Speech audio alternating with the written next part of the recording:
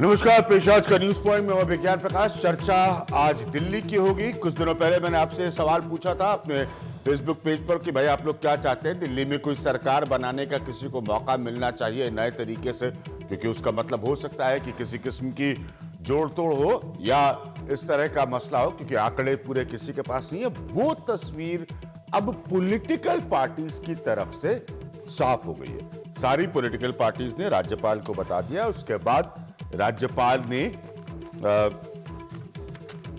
एक औपचारिक रिलीज में खुद भी राज्यपाल ने यह बता दिया है कि दिल्ली में कोई भी पॉलिटिकल पार्टी जो है, यानी कि आम आदमी पार्टी, बीजेपी या कांग्रेस, सरकार बनाने के लिए मौजूदा आंकड़ों के साथ तैयार नहीं है। इसका सीधा निष्कर्ष ये निकलता है, जब ये मसला गृह मंत्रालय के पास जाएगा, राष्ट्रपति को अपनी रिपोर्ट सौंप देंगे दिल्ली के लेफ्टिनेंट गवर्नर, और उसके बाद दिल्ली में नए सिरे से चुनाव कराने की प्रक्रिया, नए सिरे से चुनाव कराने की जो प्रक्रिया है वो शुरू होगी। ये चुनाव 2015 में अप्रैल तक हो सकते हैं, उससे पहले भी हो सकते हैं। ये सारे फैसले जो है अब सीधे तौर पर सरकार को लेने होंगे, और सियासी स्थिति जो कोई भी जोड़ तोड़ की तस्वीर बन रही थी उससे पूरी तरह से बाहर आ चुकी है। क्योंकि आरोप था, खासतौर पर आम आदमी पार्टी का आरोप यह था कि बीजेपी जोड़ तोड़ करने की कोशिश कर रही, तो उस सिचुएशन से, उस स्थिति से पूरी तरह से बाहर आ गई। हमारे साथ आज जो मेहमान यहां पर मौजूद है, राजकिशोर तिवारी साहब हमारे साथ मौजूद है, जो कि एसोसिएट एडिटर है दैनिक जागरण के। हारून यूसुफ साहब मौजूद है, जो कि आप सब जानते हैं कि कांग्रेस के सीनियर लीडर है दिल्ली में।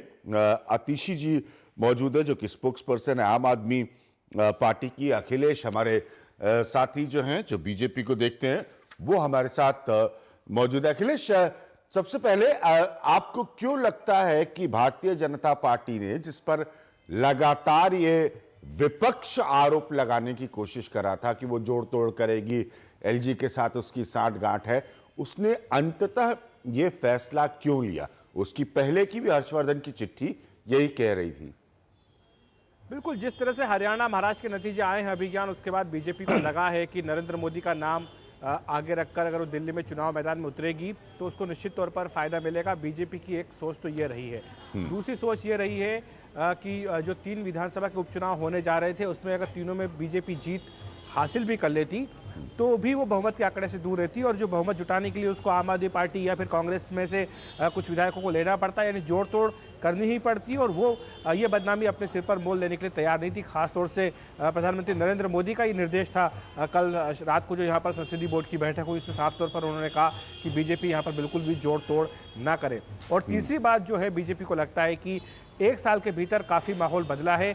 आम आदमी पार्टी, जिसके लिए काफ़ी उत्सुकता थी लोगों में, क्योंकि एक नई पार्टी थी, पहली बार वो चुनाव मैदान में उतरी थी, उसको लेकर के जो उत्साह था, जो समर्थन था, उसमें काफ़ी हद तक कमी आई है, जो कि बीजेपी को लगता है कि लोकसभा चुनाव में दिखाई भी दिया है। और साथ ही बीजेपी को ये भी लग रहा है अभिज्ञान यहाँ पर कि एक तरह से जो सर्दियों का मौसम शुरू होगा, यहाँ पर सब्जियों के दाम गिरेंगे। टमाटर जो अब 20 रुपये किलो बिक रहा है, तो वो एक बड़ा फैक्टर होगा। प्याज के दाम स्थिर हो गए हैं, आलू की नई फसल आ चुकी होगी, तो आलू, प्याज, टमाटर, इन तीनों सब्जियों के दाम जो है वो काफ़ी हद तक गिर चुके होंगे। बिजली की जो मांग है दिल्ली की, उसमें काफ़ी हद तक कमी आ चुकी होगी, क्योंकि सर्दियों में मांग कम होती है। साथ ही जो एक दिल्ली का जो बजट वित्त मंत्री अरुण जेटली ने पेश किया था, उसमें जो बिजली दरों में कटौती की थी, उसका फायदा अब दिल्ली के उपभोक्ताओं को मिलने लगा है। तो ये तमाम ऐसी चीज़ें हैं जो बीजेपी को लगता है कि उसको विधानसभा चुनाव में फायदा पहुंचा सकती है। बहुत इंटरेस्टिंग इसमें एक पॉइंट आपने रखा है राजकिशोर, जो कह रहे हैं कि सब्जियों के दाम कम होंगे। दिल्ली, हम जानते हैं, दिल्ली का पूरा देश इस बात को लेकर सेंसिटिव रहा है, संवेदनशील रहा है, तो बीजेपी इसका भी लाभ उठाना चाहती है। मोदी फैक्टर तो बहुत स्पष्ट है कि मोदी नहीं चाहते कि उनकी नाक के नीचे कोई जोड़ तोड़ जुगाड़ की सरकार बनती नजर आए। देखिए, दिल्ली के बारे में सबसे जो रोचक तथ्य है, दिल्ली की सरकार का जन्म और चुनाव, ये पता नहीं कौन सा योग था, ये अवसरवाद का योग था। मतलब अवसर मिला तो अरविंद केजरीवाल ने सरकार बना ली, कांग्रेस ने सरकार बनवा दी भाजपा को दूर रखने के लिए। उसके बाद अरविंद केजरीवाल ने अवसर देखकर राष्ट्रीय राजनीति के क्षितिज में छा जाने के लिए सरकार गिरा दी। उसके बाद भारतीय जनता पार्टी जो पहले कह रही थी कि उसके पास नंबर नहीं है, बार बार कहीं ना कहीं वो सरकार बनाते हुए दिखने लगी। लेकिन अब जब अवसर आया तो लगा कि अब कहीं फजीहत ना हो जाए, तो पीछे हट गई। तो पीछे हमने हट अपनी गई। बात पे इस पर चर्चा की थी, क्या बीजेपी चाहेगी 1, 2, 3 टाइप के मेजोरिटी की सरकार बनाना जो कभी भी हिल सकती है और बीजेपी की नाक कट नाक कट जाएगी? जाए? तो निश्चित रूप से प्रधानमंत्री के सीधे सीधे छवि पर बात थी, वो जो बात हम लोग पिछली चर्चा में हम लोग चर्चा भी कर रहे थे। अभी क्या जो बात अभी अखिलेश ने बड़ी इंटरेस्टिंग बात बताई है, ये सिर्फ बात इतनी नहीं है कि सब्जी और बिजली के दाम जो सामाजिक समीकरण है वो भी इधर काफी तेजी से बदले हैं। और ये भारतीय जनता पार्टी ने बिल्कुल जब ये तय कर लिया, देख लिया कि सारी चीजें उनके पक्ष में जा रही हैं, तो उसके बाद ही वो पूरा ठोक बजाकर अब चुनाव के लिए वो तैयार हुए हैं। ठीक है। वरना अभी ऐसा क्या हुआ था कि झारखंड और जम्मू कश्मीर के साथ चुनाव नहीं हो सकते थे। इस दौरान ऐसा क्या हो गया है कि अब उनको लग रहा है कि उनके पास नंबर नहीं है, और इससे पहले ऐसी क्या स्थितियां थी जब उनको लग रहा था कि नंबर उनके पास आ जाएंगे। तो निश्चित रूप से जब कहीं ना कहीं ये सारी चीजें आ गई, क्योंकि कोई भी विधायक किसी भी पार्टी का हो, वो चाहे नहीं भारतीय चाहता। जनता पार्टी का या किसी का भी, स्थानीय नेता शुरू से लगातार कह रहे थे हम चुनाव चाहते हैं, कोई चुनाव नहीं चाहता, जनता पर चुनाव का बोझ नहीं पड़ना चाहिए। तो वो बोझ जनता पर था या इन पर था वो एक अलग बात है, लेकिन अब कुल मिलाकर जब उनको लग रहा कि सारी चीजें, सारे पत्ते उनके हाथ में, सारे ट्रम्प कार्ड उनके हाथ में है, उसके बाद अब वो चुनाव के लिए तैयार हुए हैं। हारून यूसुफ, अब आप किस नजरिए से इसे देखते हैं? आप लोगों ने एक सरकार बनाई, वो चल नहीं पाई, अरविंद केजरीवाल आपसे दूर हो गए, अब कांग्रेस क्या इसको अपने रिवाइवल के मौके के तौर पर देखती है? देखिए, अरविंद केजरीवाल तो हमारे कभी करीब ही नहीं रहे। हमने तो वो जो 18 मुद्दे उन्होंने दिए थे उस पर उनको समर्थन दिया था, और ये सोच के दिया था कि पूरे चुनाव में ये लोग आवाज बुलंद करके ये बात कहते रहे कि दिल्ली के अंदर हम बिजली के दाम 50% कम करेंगे, और हम जो है सब्जियों की कीमतें जो आसमान पे जा रही हैं उनको नीचे लेके आएंगे। हम जो है जन लोकपाल लाएंगे, भ्रष्टाचार से लड़ाई लड़ेंगे। हम जो है स्वराज लेके वो तो आएंगे। यही कहते हैं कि उन्होंने जन लेकिन लोकपाल जिस पर अपनी तरीके- सरकार कुर्बान की। आम आदमी पार्टी के लोग अभी भी यही कहते हैं कि उन्होंने जन लोकपाल पर आम आदमी पार्टी ने, अरविंद केजरीवाल ने अपनी सरकार कुर्बान की। अभय ज्ञान जी, आप को तो बहुत ही सुलझे हुए और बहुत ही सीनियर जर्नलिस्ट हैं। क्या कुर्बानी उन्होंने दी है? जन लोकपाल का तो 8 महीने से नाम तक नहीं लिया उन्होंने, स्वराज की बात नहीं करते 8 महीने से। और ये भारतीय जनता पार्टी जो सिद्धांतों और उसूलों की बात करती है, मैं पूछना ये चाहता हूं कि 13 दिसंबर के बाद कौन से हालात बदले जब डॉक्टर हर्षवर्धन ने लिखकर दिया था कि हमारे पास मैंडेट नहीं है, हाँ, और हम किसी असंवैधानिक तरीके से सरकार नहीं बनाएंगे। 3 मेंबर इनके कम हो गए। 5 महीने से लगातार कह रहे हैं कि लेफ्टिनेंट गवर्नर साहब जब बुलाएंगे, चिट्ठी भेज रखी है उन्होंने, जब बुलाएंगे तो हम सरकार गठन करने पे विचार करेंगे। और जो जैसा अभी आपने कहा, ये पिछले 5 महीने से लगातार एक राग अलाप रहे थे कि दिल्ली के लोगों पर चुनाव का बोझ नहीं डालना चाहते। जो एक हमारे साथी जो यहाँ बैठे हैं, उन्होंने जो अभी बात कही, मैं उस बात से बिल्कुल सहमत हूं कि मुद्दों की तलाश में थे। अब एक मुद्दा जो जब तक भाजपा का चुनाव मुकम्मल नहीं होता है, जो ट्रेंड हमने देखा है, जब तक मुजफ्फरनगर जैसे हालात जिस जगह चुनाव हो रहे हों वहां ना पैदा करें, और समाज को पोलराइज करके, चाहे वो धर्म के नाम पे हो या जाति के नाम पे हो। त्रिलोकपुरी और भवाना इसकी जिंदा मिसाल है। खजूरी में भी इसी तरीके की कोशिश हुई। तो मैं समझता हूं कि उनका जो तरीकाकार है उसमें शायद चीजें अब फिट हो गई, इसलिए उन्होंने ऑनरेबल लेफ्टिनेंट गवर्नर साहब को कहा कि जी अब चुनाव करा दो। ठीक है, उनकी चीजें। अतिशी जी, आप लोग तो हमेशा से कह रहे थे कि चुनाव होना चाहिए, चुनाव होना चाहिए, चुनाव होना चाहिए, अब आप संतुष्ट हैं? बिल्कुल संतुष्ट है। मैं ये सवाल आतिशी जी से पूछ रहा हूँ, हारून यूसुफ, मैं आपके पास वापस आऊंगा। मैं आतिशी जो आम आदमी पार्टी को रिप्रेजेंट कर रही हूँ उनसे पूछ रहा हूँ कि अब आप लोग संतुष्ट हैं? आप लगातार कह रहे थे चुनाव होना चाहिए, चुनाव होना चाहिए, चुनाव होना चाहिए। जी बिल्कुल अभिज्ञान, हम बिल्कुल संतुष्ट हैं कि चुनाव होना चाहिए। हम एलजी के इस मूव का स्वागत करते हैं, परंतु अभी तक मुझे ये समझ में नहीं आया कि एलजी को ये कदम उठाने में 8 महीने क्यों लग गए। जब आम आदमी पार्टी ने रिजाइन किया था तो हमने स्पष्ट रूप में रिकमेंड किया था असेंबली डिसॉल्व होनी चाहिए। हमने रिपीटेडली कहा था कि ऑल पार्टी मीटिंग बुलाई जाए। सुप्रीम कोर्ट में तक हम गए थे। तो मैं ऐसा मानती हूं कि एलजी ने जो इस कॉन्स्टिट्यूशनल पोजीशन पे वो बैठते हैं उसका सम्मान बहुत कम किया है इस पूरी प्रक्रिया में। उस पूरी प्रक्रिया में जो इस संवैधानिक अथॉरिटी के लिए एक रिस्पेक्ट होता है वो बहुत कम हुआ है। परंतु फाइनली उन्होंने चुनाव डिक्लेयर किया है, लेकिन वो भी सुप्रीम कोर्ट के दबाव के बाद, पहली बात। और दूसरी बात तब जब भाजपा ने अपनी सारी कोशिश करके देख ली, सारी जोड़ तोड़ के प्रयास करके देख लिए, लेकिन फिर भी सरकार नहीं बना पाए। पर चलिए, देर आए दुरुस्त आए। अब दिल्ली में चुनाव हो जाए, सब कुछ स्पष्ट हो जाएगा। दिल्ली में चुनाव हो जाए। हाँ अरुण साहब, आप कुछ कहना चाह रहे थे? मैं ये कह रहा था कि ये आम आदमी पार्टी के लोग इतने माहिर हो गए हैं कि कोई भी तत्व को कैसे मोड़ दें, कब यू टर्न लें, ये अभी फरमा रही हैं मार्लेनी लेना जी कि हमने तो पहले ही कह दिया था कि चुनाव होने चाहिए। मैं इनसे ये पूछना चाहता हूं कि 13 मई को जो चिट्ठी अरविंद केजरीवाल ने उपराज्यपाल को दी थी कि अभी असेंबली भंग न की जाए, हम विकल्प तलाश कर रहे हैं, तो कौन सी हॉर्स ट्रेडिंग करने के लिए अरविंद केजरीवाल ने वो चिट्ठी लेफ्टिनेंट गवर्नर को दी थी? मैं इनसे ये पूछना चाहता हूं। आप अतिशी रिस्पॉन्ड करेंगे अरुण यूसुफ के सवाल पर? बिल्कुल बिल्कुल अरुण जी, ये बिल्कुल स्पष्ट है कि जैसे ही हमने सरकार छोड़ी थी हमने तब कहा था कि असेंबली डिसॉल्व की जाए।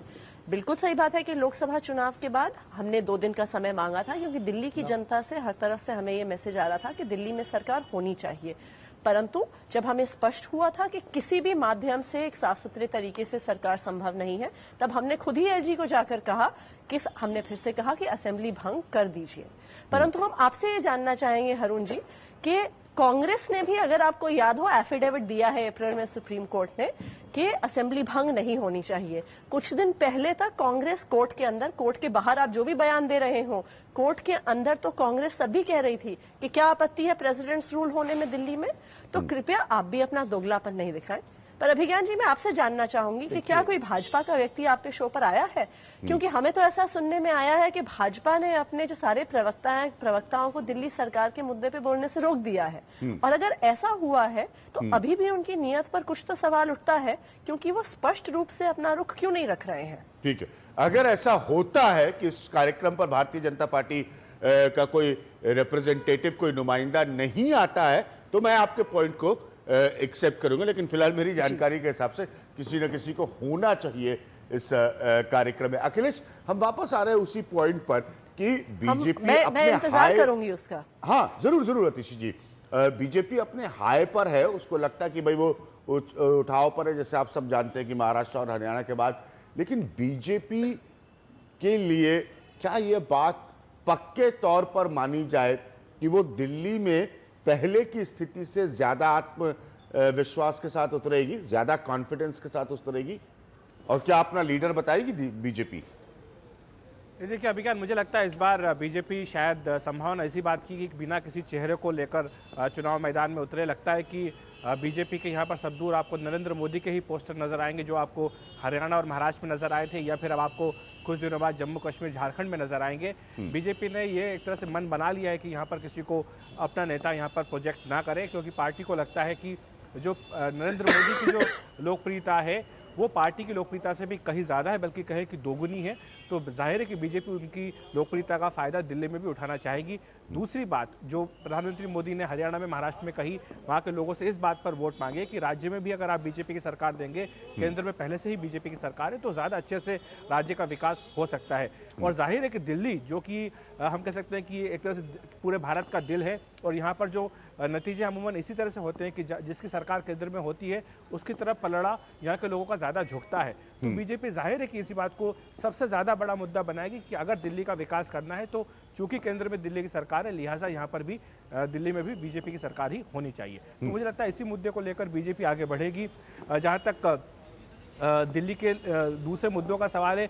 मुझे लगता है कि बीजेपी ये बात भी करीब करीब अब मन बना चुकी है कि जो पिछले साल दिसंबर में जो हालात थे उनसे इस बार के हालात में काफ़ी फर्क आ चुका है। जैसे मैंने कहा कि आम आदमी पार्टी की जो लोकप्रियता पहले थी वो शायद अब ढलान पर है। कांग्रेस पार्टी जो बिल्कुल हाशिए पर दिल्ली में चली गई थी वो शायद अपनी जड़ें वापस जमाने की कोशिश कर रही है। जो खोया आधार है वो कांग्रेस को शायद मिलता हुआ दोबारा नजर भी आ रहा है। जिस तरह से शीला दीक्षित दिल्ली की राजनीति में कह सकते हैं या सक्रिय हुई है, कम से कम सक्रिय होती दिखाई दे रही है, वो भी शायद एक संकेत है कि कांग्रेस क्या दोबारा अपनी जड़ें यहाँ पर जमा पाएगी। तो ये तमाम ऐसी चीज़ें कि पिछले एक साल में काफ़ी माहौल दिल्ली का बदला है और पार्टी को लगता है कि वो इन सब तमाम चीज़ों का फायदा यहाँ पर उठा सकती है। राजकिशोर, जो कांग्रेस वाला पॉइंट अखिलेश रख रहे थे, कांग्रेस के लिए भी मौका है पूरी तरह से साफ होने के बाद, 15 साल के राज्य के बाद, क्या कांग्रेस वाकई अपनी जगह बना पाएगी वापस दिल्ली में, या बीजेपी अपने ओवर कॉन्फिडेंस में है? बीजेपी इस वक्त दो राज्यों के एक राज्य का चुनाव स्वीप करके आई है जो कि दिल्ली से बहुत जुड़ा हुआ है, हरियाणा। तो क्या बीजेपी इस सोच में रहेगी कि कांग्रेस को तो जगह दे ही नहीं सकते हम खड़े होने की? एग्जैक्टली मुझे लगता है कि जितना भारतीय जनता पार्टी सोच रही है कांग्रेस में उतना ही ज्यादा डर है कहीं जो हम साफ हुए, थोड़ा बहुत बचे हुए हैं, अस्तित्व कहीं पूरी तरीके से खत्म ना हो जाए। भारत कब होगा कांग्रेस मुक्त, लेकिन कहीं दिल्ली कांग्रेस मुक्त ना हो जाए, ये डर है कांग्रेस के अंदर। और ये डर बहुत ही गंभीर डर है। और मैं आपको बता रहा हूं कि हॉर्सेस माउथ की बात बता रहा हूं कि उनका ये कहना है कि अगर उनको लगता है, पिछली बार तो आप देखिए कि उनके जो विधायक जीते हैं, अगर आप ट्रेंड देखें तो उनके पास अल्पसंख्यक वोट ही आया है और उनके ज्यादातर विधायक जो जीते हैं वो अल्पसंख्यक ही थे। अब उनको अगर लगता है कि कहीं आम आदमी पार्टी उनका विकल्प बन रही है, अगर वो भारतीय जनता पार्टी को रोकती हुई दिखाई पड़ती है, तो कहीं जो उनके विधायक जीते हुए हैं कहीं वो भी आम आदमी पार्टी की तरफ ना शिफ्ट हो जाए। और दूसरी बात यह है कि जो मिडिल क्लास, कभी अजय माकन या शीला दीक्षित या कुछ चेहरे जो थे कांग्रेस के, उनके साथ जुड़ा हुआ महसूस करता था, वो कहीं ना कहीं पूरी तरीके से कहीं मोदी के प्रभाव में न चला जाए। क्योंकि जिस तरीके की उन्होंने जो हर जगह, अभी अखिलेश ने जो बात कही है, मैं पूरी तरीके से सहमत हूं इससे, कि दिल्ली में भी चेहरा निश्चित रूप से उनको होना है। वो हरियाणा से लेकर जम्मू कश्मीर तक, महाराष्ट्र तक, वो भारतीय जनता पार्टी कोई चेहरा नहीं सामने, हाँ, कोई सामने रखेगी। और वो जो करेक्ट करते हैं तो वो मोदी के नाम पे ही सारा वोट डाला जाए। और उसी नाम पे जिस तरीके से RWAs के बीच में इनका काम हो रहा है, आप याद करिए कि जो काम आम आदमी पार्टी करती थी वो झुग्गी झोपड़ियां थी और जो रेजिडेंट वेलफेयर एसोसिएशंस थी, उनके बीच में जाकर जिस तरीके से आम आदमी पार्टी ने उस समय काम किया था और ये चमत्कार हुआ था। लेकिन अब वहां पर अगर आप जाएंगे तो आप ये नब्ज महसूस कर सकते हैं कि वहां पर जो है कहीं ना कहीं भारतीय जनता पार्टी ने वो चीजें पलटती हुई दिखाई पड़ रही हैं। लेकिन आम आदमी पार्टी भी कहीं बिल्कुल खत्म नहीं दिखाई पड़ती है यहाँ पर, उसकी भी अपनी पकड़, उसकी जो जड़ें हैं वो साफ दिखाई पड़ती है। लेकिन कांग्रेस आपस में ही जूझती दिखाई पड़ रही है, कार्यकर्ता नहीं है। आप लोगों के लिए मौका है अरुण यूसुफ वापस अपनी, आप लोगों के में बहुत अंतर्द्वंद रहा है। शीला दीक्षित ने इसका लंबा इतिहास से बहुत कांग्रेस के नेताओं को निपटा दिया जब वो राज कर रही थी। तो आप लोगों को मौका लग रहा है, दिख रहा है वापस लड़ पाने का इस चुनाव अगर ये होते हैं तो? अभय ज्ञान जी, हम तो मारे गए नारों में और जिस तरह की बुलंद आवाजों के अंदर लोगों को गुमराह किया गया, कभी काले धन के नाम पर, कभी बढ़ती हुई कीमतों को काबू करने पे। आज दिल्ली में अगर आप जाएं तो प्याज और आलू की जो कीमत है, और पहली बार हिंदुस्तान में हुआ होगा कि आलू इंपोर्ट करने की बात भारतीय जनता पार्टी ने कही। और दूसरी बात यह है कि जो पेट्रोल और डीजल पे अपनी पीठ थपथपा रही है भारतीय जनता पार्टी, इस देश के लोग बहुत समझदार हैं, खासतौर से जो नौजवान हैं वो ये जानते हैं कि तेल की कीमतें इंटरनेशनल प्राइसेस को साथ ही कम और ज्यादा होती हैं। आज जिस तरीके से तेल की बैरल के अंदर तकरीबन 45% की गिरावट आई है, उसकी वजह से पेट्रोल और डीजल पे दाम कम हुए हैं। भारतीय जनता पार्टी के, अभय ज्ञान जी, आप किसी भी नेता से बात कर लें, उनका कहना यह है कि साहब पेट्रोल डीजल कम कर दिया।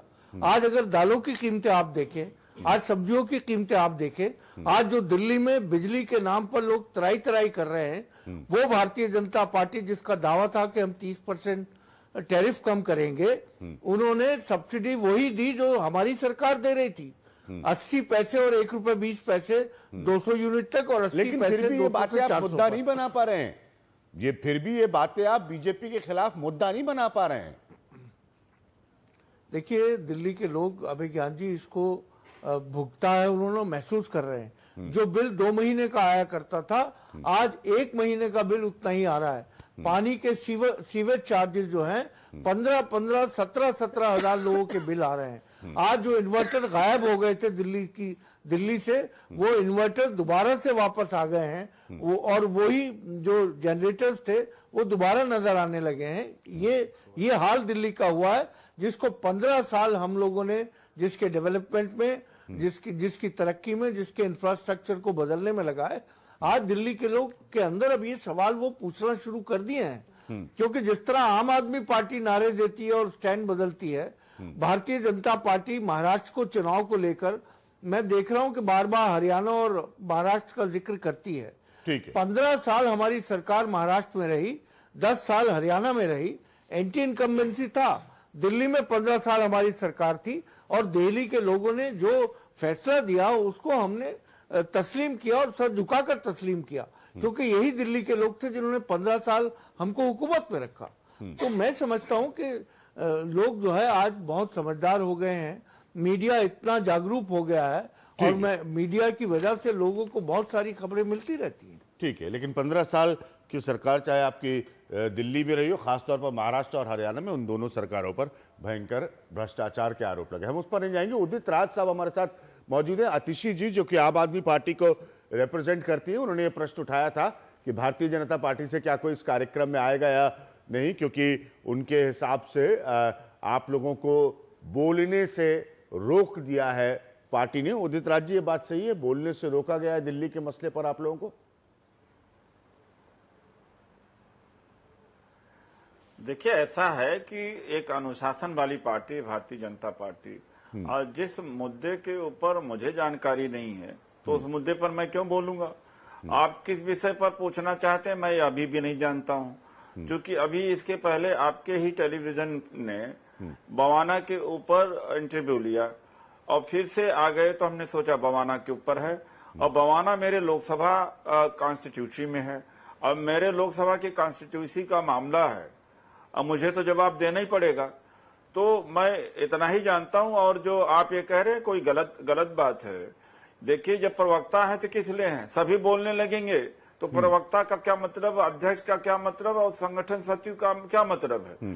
तो ये सब बातें कोई सार्थक नहीं है जो कही जा रही है। उदित राज जी, मैं सिर्फ इतना आपसे जानना चाहता हूं कि क्या बीजेपी ने जो अब फैसला लिया है दिल्ली पर, और अब राज्यपाल की तरफ से भी औपचारिक प्रेस रिलीज आ गई है, क्या अब ये स्थिति से सब संतुष्ट हैं भारतीय जनता पार्टी दिल्ली की इकाई में, दिल्ली के यूनिट में? देखिए, ऐसा होता है कि उचित समय पर ही फैसले लिए जाते हैं। ये हर पार्टी की अपनी समझ होती है, उसकी आजादी होती है, उसकी अभिव्यक्ति होती है।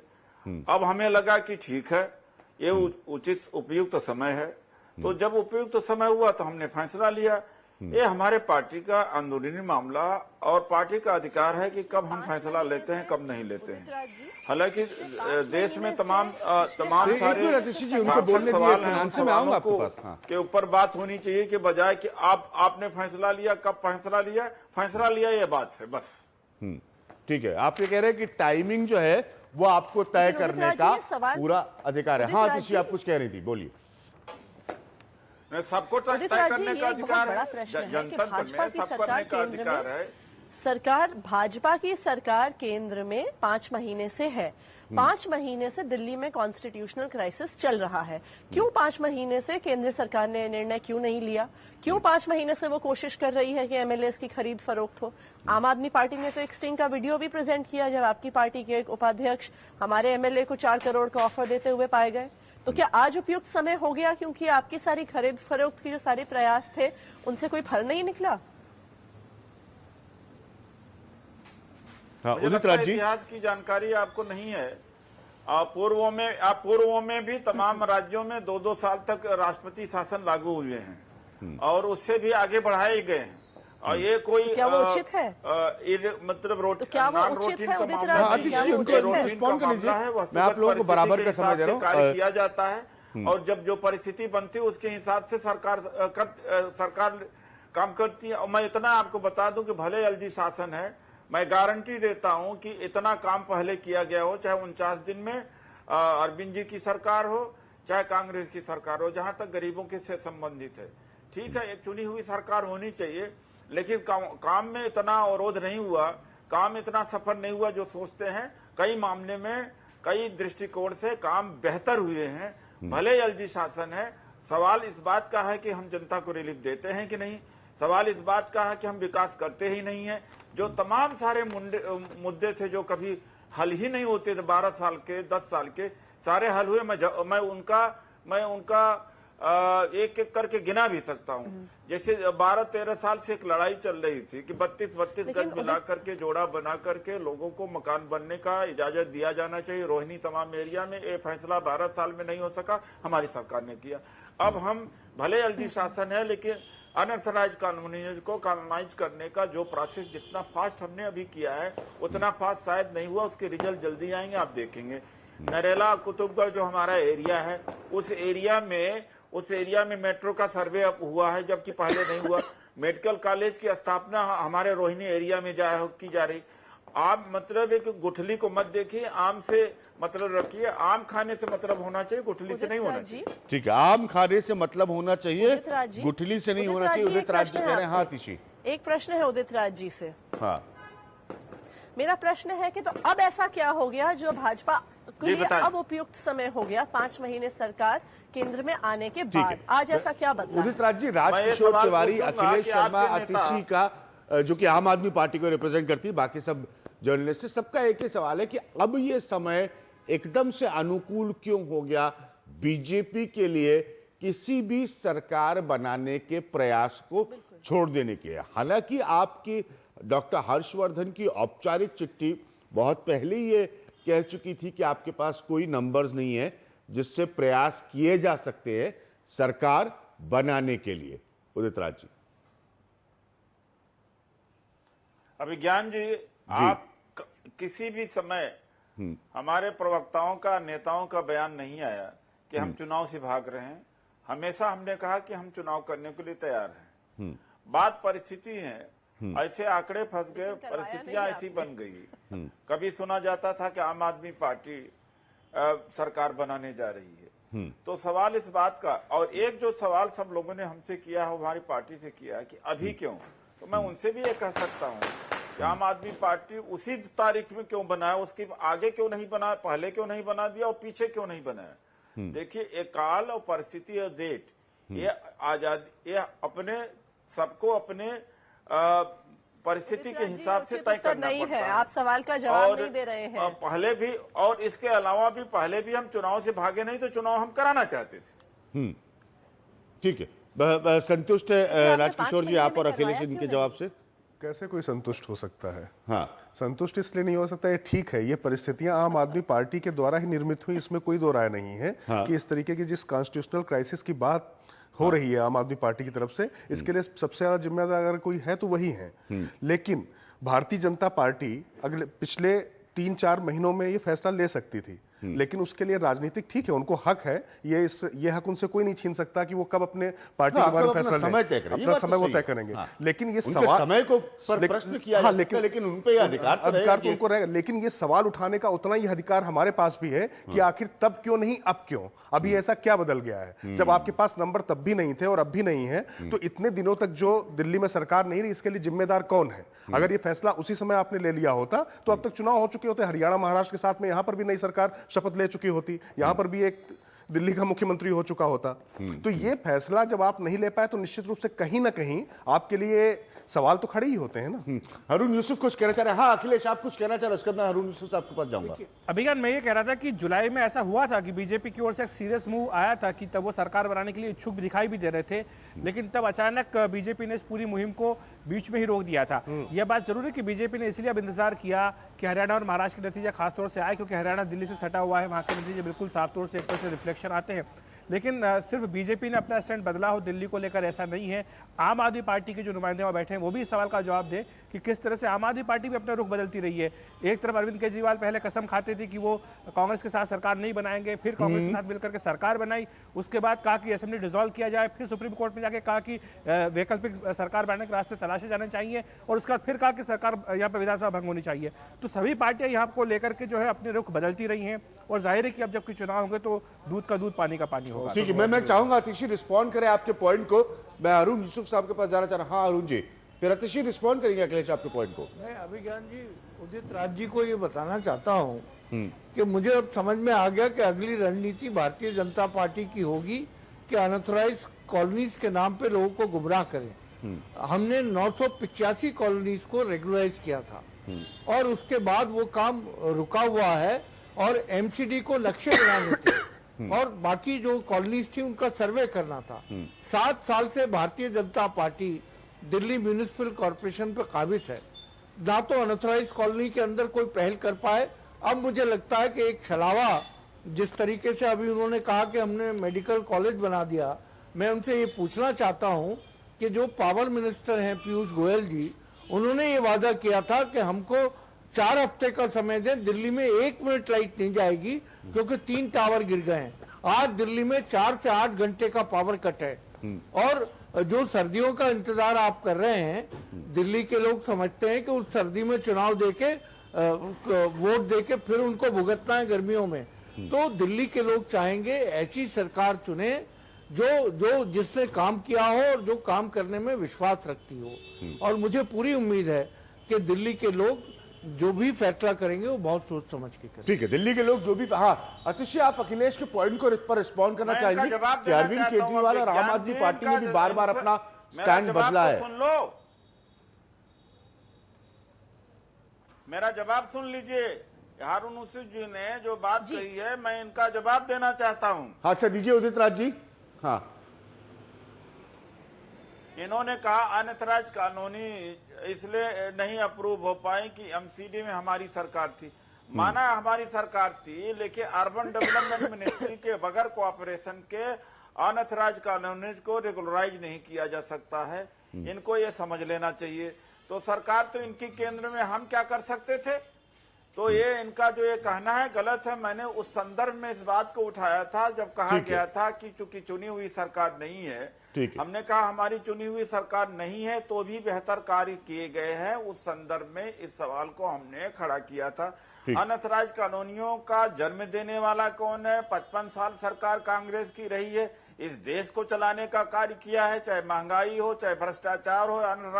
अनऑथराइज कॉलोनीज की बात, सारी समस्याओं की जो जड़ है, जो माँ है, वो कांग्रेस है, और अब उसको दुरुस्त करने में समय लगता है। ठीक है, तो हम लोग उसको तेजी से दुरुस्त। ठीक है, आपने उदित राज जी रिस्पॉन्ड कर दिया इनके पॉइंट पर कि इसके ऊपर चुनाव कर। हाँ, मैं चाहूंगा अतिशी जरा अखिलेश के पॉइंट पर रिस्पॉन्ड करे कि आम आदमी पार्टी अपना स्टैंड बार बार बदलती रही है, अरविंद केजरीवाल खास तौर पर।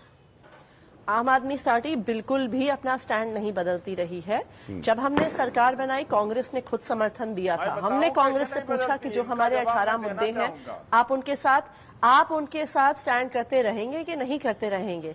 जिस दिन पहला ऐसा मौका आया कि जब जन लोकपाल बिल कांग्रेस और बीजेपी ने एक साथ मिलकर पास नहीं होने दिया, तब हमने सरकार से रिजाइन किया था। दूसरी बात, असेंबली के डिसोल्यूशन पे पहले दिन से हमने कहा है कि असेंबली डिसॉल्व होनी चाहिए। जब रिजाइन कर रहे थे तब कहा था। जब डिसॉल्व नहीं हुई तो हम सुप्रीम कोर्ट गए। हमने सुप्रीम कोर्ट में कभी भी ऐसा नहीं कहा है कि सरकार डिसॉल्व नहीं होनी चाहिए। कांग्रेस और बीजेपी ने रिपीटेडली ये कहा है कि अभी रुक जाइए। उन्होंने अप्रैल में तो कांग्रेस और बीजेपी ने जो एफिडेविट्स तक दिए हैं बिल्कुल आइडेंटिकल हैं, जो कहते हैं कि अभी डिसॉल्व नहीं होनी चाहिए। तीसरी बात, तो ये बिल्कुल स्पष्ट है कि कांग्रेस और भाजपा ने अपना रुख बदला है। आपने अपना पॉइंट रखा। मेरे पास बहुत कम वक्त होगा एक ब्रेक के बाद, लेकिन हम वापस आएंगे इसी चर्चा पर, और आखिर में हम पूछेंगे पत्रकारों से कि फिर किसका पड़ला जो है वो दिल्ली पर भारी होता है और दिल्ली की जनता के लिए ये कितना बड़ा बोझ होगा एक और चुनाव। एक छोटे से ब्रेक के बाद।